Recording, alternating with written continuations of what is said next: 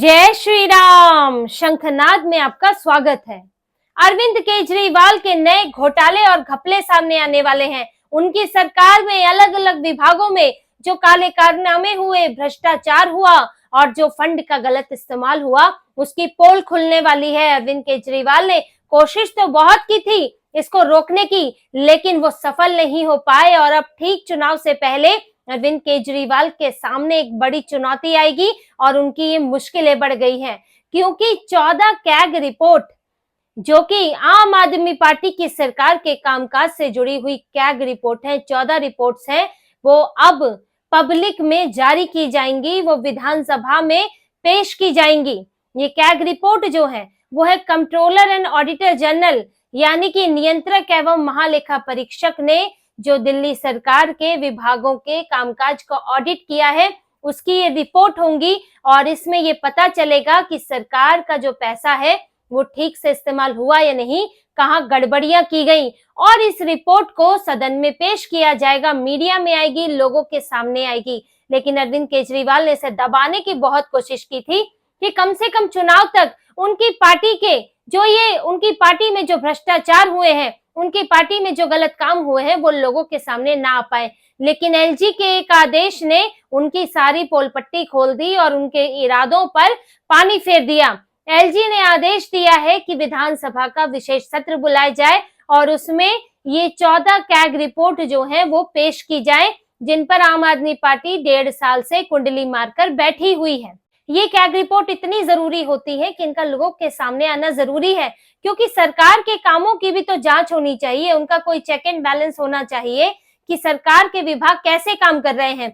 वही काम कैग करता है। आखिर अरविंद केजरीवाल कैग से इतना डरे क्यों हुए हैं? कैग की 14 रिपोर्ट ये जो आने वाली है, क्यों नहीं वो जनता के सामने ले आते? इसके पीछे एक बड़ी वजह है और इस वजह पर हम बात करेंगे, लेकिन पहले आप कैग को थोड़ा समझ लीजिए। ये कैग वही है जो आपको याद होगा 2G स्कैम, कोयला घोटाले, ये सब कैग के जरिए ही आए थे। जब यूपीए की सरकार थी तो कैग ने अलग अलग डिपार्टमेंट को ऑडिट किया, जिसमें ये सामने आया कि किस तरह से 2G स्कैम में गलत प्रक्रिया अपनाकर जो है लोगों को कॉन्ट्रैक्ट दिए गए, कुछ कंपनियों को फायदा पहुंचाया गया। इसी तरह से कोयला घोटाला भी सामने आया। तो यही कैग था जिसने कांग्रेस की सरकार के भ्रष्टाचार जो है उजागर किए थे। अब यही कैग 14 रिपोर्ट लेकर आया है जो कि राज्य स्तर पर उसके विभागों की जांच की है। और कैग का काम होता है जो सरकार की आय हुई है, जो सरकार का खर्चा हुआ है, उसकी जांच करना, किस तरह का प्रदर्शन रहा, कहाँ खर्च किया गया, किस तरह खर्च किया गया, क्या प्रक्रिया अपनाई गई, ये सब देखा जाता है। एक बड़े ही महीन गहन तरीके से जांच होती है और सिर्फ अकाउंट्स बैलेंस ही नहीं देखे जाते हैं, सारे दस्तावेज चेक किए जाते हैं और अगर प्रक्रियाओं में भी गलती होती है तो उस पर भी सवाल उठाया जाता है। अरविंद केजरीवाल को डर है कि उनके जो डिपार्टमेंट है उनकी गड़बड़ियां सामने ना आ जाए, क्योंकि ये जो कैग रिपोर्ट है ये शराब नीति पर आएगी, प्रदूषण पर आएगी और वित्तीय मामलों पर आएगी। इन सब मामलों पर जो कैग ने जो ऑडिट किया है, जो जांच की है, उसके आधार पर जो रिपोर्ट बनी है वो पेश की जाएगी। अब शराब नीति की बात करें तो अरविंद केजरीवाल तो पहले ही घिरे हुए हैं, शराब घोटाला चल रहा है और कैग रिपोर्ट में ये सामने आएगा कि कैग जो शराब नीति बनी उससे क्या सरकार को फायदा हुआ, नहीं हुआ, किस तरह से वहां पर फंड का संचालन हुआ, जो दुकानें खुली इतनी और एक पे एक शराब मुफ्त दी गई तो उसके क्या परिणाम निकले, वो रिपोर्ट उसमें सामने आएगी।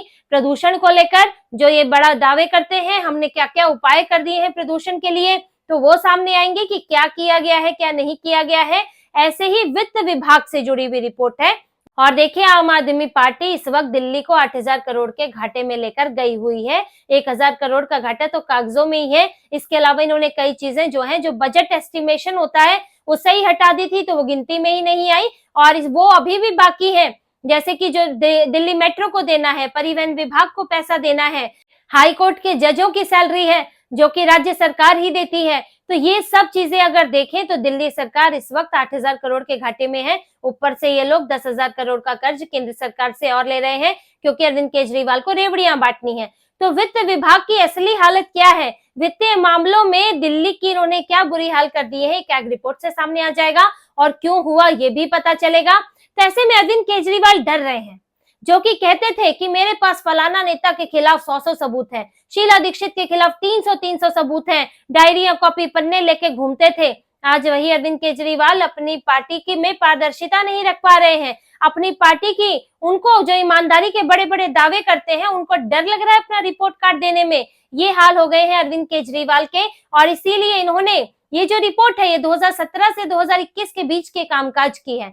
लेकिन अरविंद केजरीवाल जब ये रिपोर्ट बनकर तैयार हो गई 14 रिपोर्ट, तो उन पर कुंडली मारकर बैठ गए और 1.5 साल से इनसे मांग की जा रही है कि रिपोर्ट्स पूरी हो चुकी है, आप इन्हें पेश कीजिए, लेकिन आम आदमी पार्टी तैयार नहीं हुई। तो इसके बाद बीजेपी के जो नेता है विजेंद्र गुप्ता, जो सदन में विपक्ष के नेता भी हैं, वो इसके लिए हाईकोर्ट गए और उन्होंने हाईकोर्ट ने मांग की कि हाईकोर्ट से मांग की गई कि ये जो रिपोर्ट है इनको पेश किया जाए, दिल्ली सरकार को आदेश दिया जाए। फिर हाईकोर्ट ने इस पर जो है सभी पक्षों से अपनी बातें रखने को अपना पक्ष मांगा। कैग की तरफ से भी बताया गया कि हमारी तरफ से रिपोर्ट तैयार है, और फिर आम आदमी पार्टी ने कहा कि हम जो है इसको राज्यपाल को भेज रहे हैं। ये रिपोर्ट आम आदमी पार्टी की तरफ से आया। अब ये रिपोर्ट इन्होंने, जो कि अतिशी मरलीना के पास थी, जब कोर्ट में ये मामला गया तो ये सामने आया कि इस रिपोर्ट पर अतिशी मरलीना बैठी है, क्योंकि वो वित्त विभाग के उनका वित्त विभाग उनके पास है। अब कैग की रिपोर्ट जो है वो ज्यादातर आय व्यय से संबंधित होती है, वित्त विभाग से जुड़ा हुआ मामला है, वो वित्त मंत्री है, तो अतिशी मरलीना के पास ये सारी रिपोर्ट है, लेकिन वो अपने दफ्तर से बाहर ही नहीं जाने दे रही है।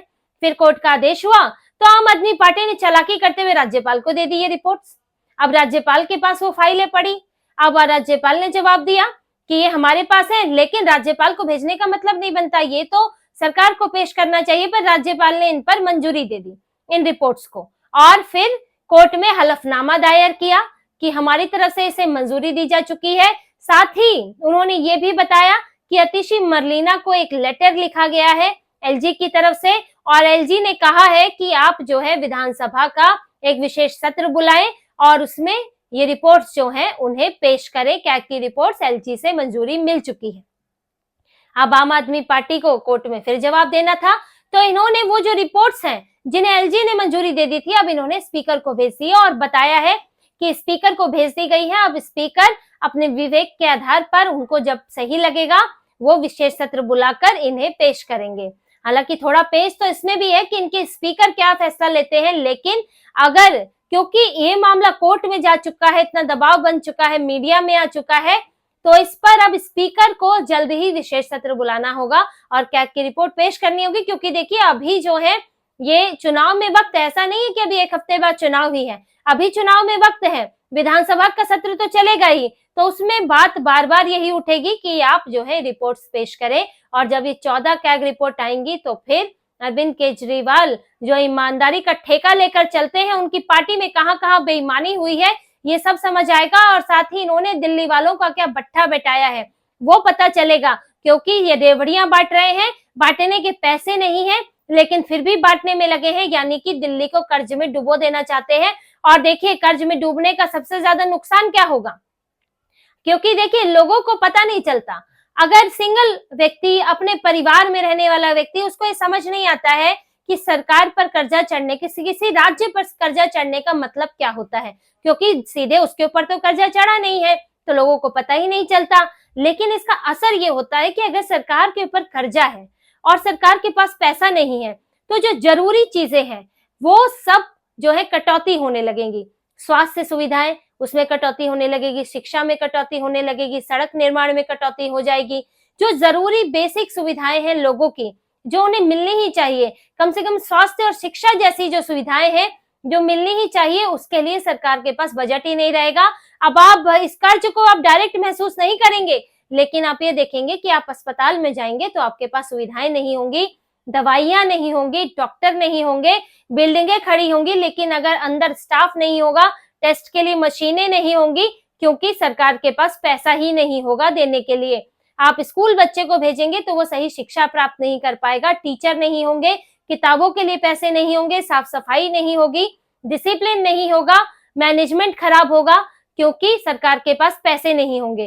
तो जब आप ये बात जब बार बार उठती है कि दिल्ली सरकार पर कर्जे है, तो इसका मतलब ये है दिल्ली सरकार जरूरी सुविधाओं पर पैसे नहीं खर्च कर सकती। जैसे आपके घर में अगर आप पर कर्ज चढ़ जाता है तो आप जो है कई चीजों में कटौती कर लेते हो और बस बेसिक चीजें चलाते हो अपने घर की, जब तक कि कर्ज ना उतर जाए, जब तक कि आप प्रॉफिट में ना आ जाए। तो यही बात सरकार के साथ लागू होती है। तो दिल्ली वाले बड़े नुकसान में हैं और ये नुकसान कैसे हुआ, यही ऑडिट में पता चलेगा क्या कि जो सरकार को फायदे में सरकार हुआ करती थी वो नुकसान में कैसे चली गई दिल्ली की सरकार। और इन्हीं कैग रिपोर्ट से अरविंद केजरीवाल भागे भागे फिर रहे हैं और अब जब उन्हें अपनी ईमानदारी का सबूत देना है तो सबसे बड़े बेईमान होकर बैठे हैं। अरविंद केजरीवाल में की पार्टी में जो इस वक्त हाल चल रहे हैं, जिस तरह से उनका डर तो दूसरी तरह से भी दिख रहा है कि फटाफट लिस्ट जारी कर दी कैंडिडेट्स की और यहाँ तक कि दूसरे नेताओं को, दूसरी पार्टियों के नेताओं को भर रहे हैं, रेवड़ियां जारी कर रहे हैं, महिलाओं को 1000-1000 रुपए देने की बात कर रहे हैं। और पार्टी में विद्रोह की स्थिति अलग है कि जिन नेताओं के करीब 20 विधायक हैं जिनके टिकट कटे हैं और 20 विधायक अब मोर्चा खोलने के लिए तैयार हैं। उनमें से कुछ एक मान भी गए तो, लेकिन अधिकतर जो है अरविंद केजरीवाल से नाराज चल रहे हैं क्योंकि सारी की सारी लिस्ट इनकी आ चुकी है और 20 का नाम कट चुका है। और ये जो 20 विधायक है, अगर ये निर्दलीय खड़े होते हैं तो कांग्रेस, बीजेपी और इन निर्दलीय के सामने अरविंद केजरीवाल की हालत खराब होने वाली है। इसलिए अरविंद केजरीवाल अब एक शराब घोटाले में, इनसे सवाल तो होते ही रहते हैं, शराब घोटाले से जो इनकी छवि खराब हुई है, जो लोगों के बीच में इन्हें लेकर अब जो अविश्वास पैदा हुआ है, अब ये नहीं चाहते कि कैग रिपोर्ट आने के बाद और ज्यादा कोई नया घोटाला सामने आ जाए और फिर इनसे बीजेपी, कांग्रेस और आम जनता सवाल करते फिरे। और अरविंद केजरीवाल जो अभी माफी मांग रहे हैं अपने वादों को लेकर, जो उन्होंने अधूरे छोड़े थे, फिर उन्हें ये कैग रिपोर्ट के बाद नए नए घोटालों की भी माफी मांगनी पड़ेगी, जो मिलेगी नहीं और इन्हें विधानसभाओं से वैसे ही खदेड़ा जाएगा। इनको और इनके नेताओं को काले झंडे दिखाए जाएंगे क्योंकि अब दिल्ली की जनता कितने और घोटाले बर्दाश्त करेगी। घोटाले करते करते कांग्रेस की सरकार भी विदा हो गई, जो वो भी यूपीए की सरकार, केंद्र की सरकार विदा हो गई, तो फिर अरविंद केजरीवाल की सरकार इन घोटालों में ही लपेटी जाएगी और अपनी इसी बेईमानी का खुद शिकार बनेगी। तो इसी तरह की और खबरें और विश्लेषण आपके लिए लाते रहेंगे। हमसे जुड़े रहिए, सब्सक्राइब कीजिए, कमेंट कीजिए। बहुत बहुत धन्यवाद। जय श्री राम।